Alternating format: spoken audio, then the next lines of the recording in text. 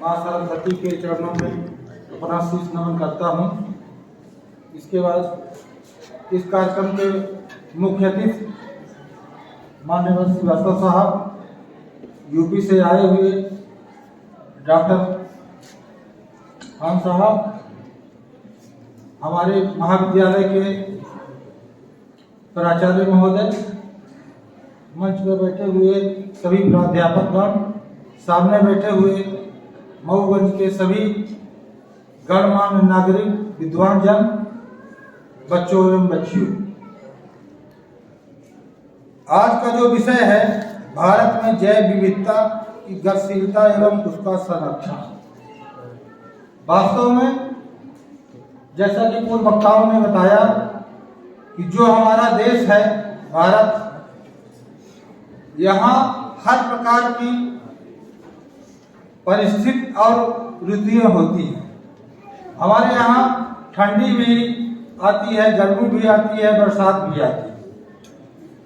और चूंकि हमारे यहाँ ऋतु परिवर्तन होते रहते हैं, इस कारण हमारे देश में विविध प्रकार की वनस्पतियाँ, विविध प्रकार के जीव दोनों यहाँ उत्पत्ति होती है, दोनों प्रकार के जीवों और वनस्पतियों की, एवं वो अपना यहाँ पूरा जीवन यापन करते हैं। विज्ञान की भाषा में हम कहें तो एनिमल किंगडम एवं प्लांट किंगडम को दोनों को अलग कर दिया जाए तो हम देखेंगे कि बहुत सारी वनस्पतियां और बहुत सारे जीव हमारे विलुप्त हो रहे हैं। क्यों विलुप्त हो रहे हैं? इसके कई कारण हैं।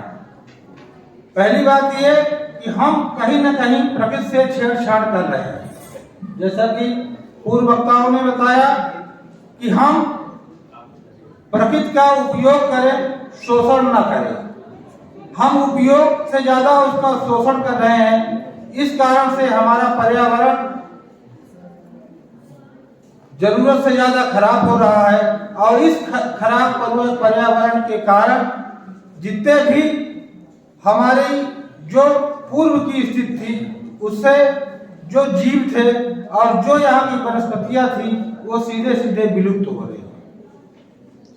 जीव और वनस्पतियों के विलुप्त होने के कारण हमारा पर्यावरण जो इसका मूल स्वभाव है और जो इसका नेचर है उसमें परिवर्तन होंगे और प्रकृति में तरह तरह की आपदाएं आएंगी और नई नई प्रकार की बीमारियां फैलेंगी और प्रकृति का संतुलन बिगड़ जाएगा। प्रकृति का संतुलन बनाए रखने के लिए हमको आवश्यक है कि हम सब जो यहाँ की वनस्पतियां हैं और जो जीव हैं उनको हम संरक्षित करें।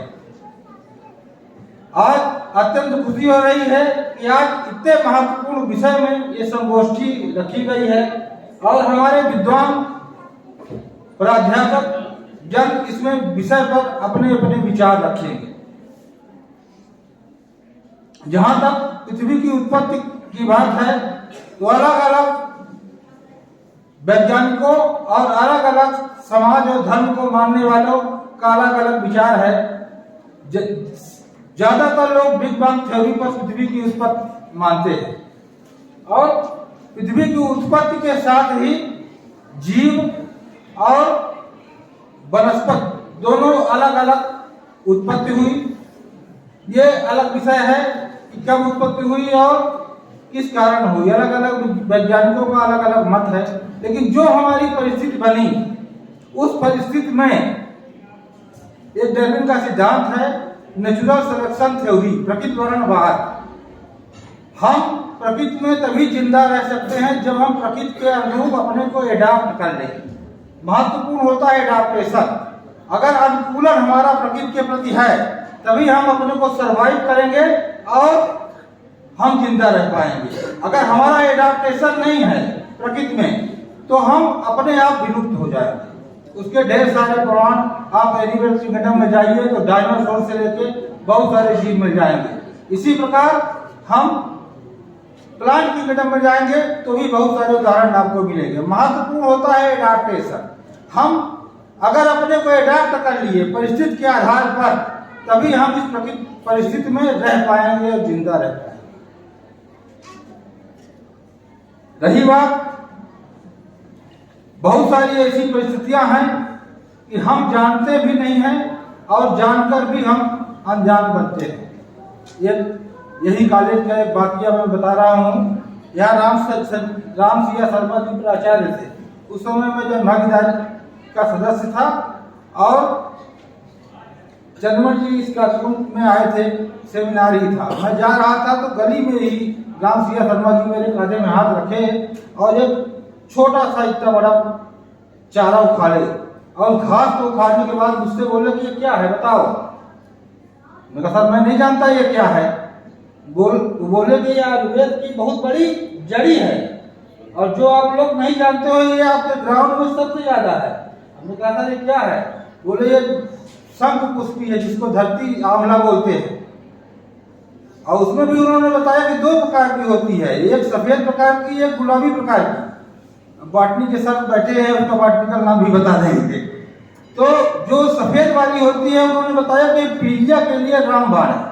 अगर किसी को पीलिया है उसकी धरती आंवला की 3 जड़ें आप मिला के दीजिए तो 100% पीलिया दूर हो जाएगी। ऐसा राम सिया शर्मा जी ने बताया था।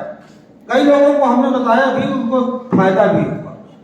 तो जितने भी हमारे जीव हैं और जो भी हमारे पादप हैं, ये सब अगर अनुकूल परिस्थिति पाएंगे, जैसा सर ने कहा कि साइबेरियन डक्स, हमारे यहाँ भी साइबेरियन डक्स आती थी।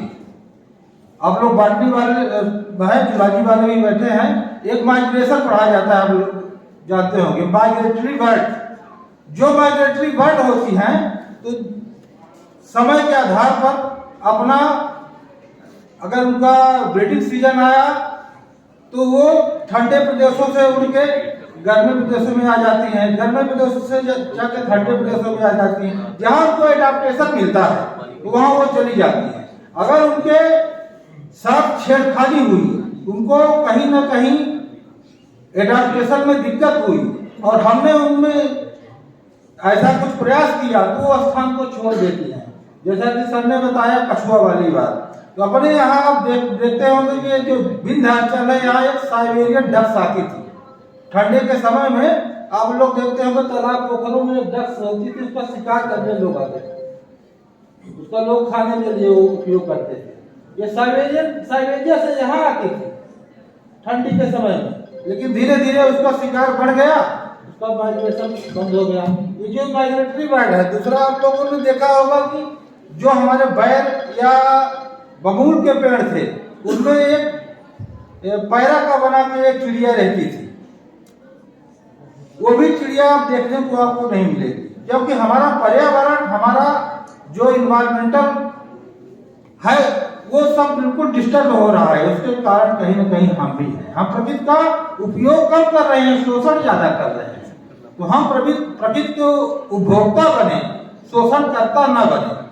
तो अगर हम शोषण करता नहीं बनेंगे तो प्रकृति भी हमारा साथ देगी। और प्रकृति अगर हमसे रूठ गई तो फिर पता नहीं क्या होगा, कहाँ से कोरोना आ जाएगा, कहाँ ज्वालामुखी आ जाएगी, कहाँ क्या हो जाएगा। तो प्रकृति ही ईश्वर है, नेचर इज गॉड। अगर हम प्रकृति को ईश्वर मान के उसमें सहयोगी बने तो निश्चित प्रकृति हमको उसका अच्छा परिणाम देगी। और अगर प्रकृति के हम विघ्नहर्ता बने, प्रकृति में हम अपना अस्तित्व जमाने लगे तो निश्चित ही प्रकृति क्रूर होगी और हम सबको उसका कहीं न कहीं खामियाजा उठाना पड़ेगा। तो मेरा ये निवेदन है कि हम सब इस संगोष्ठी के माध्यम से ये आज शपथ लें कि हम प्रकृति की जो मूल अवधारणा है, प्रकृति का जो मूल स्वरूप है, उसमें हम छेड़खानी न करें। जहां आवश्यकता हो उतने हम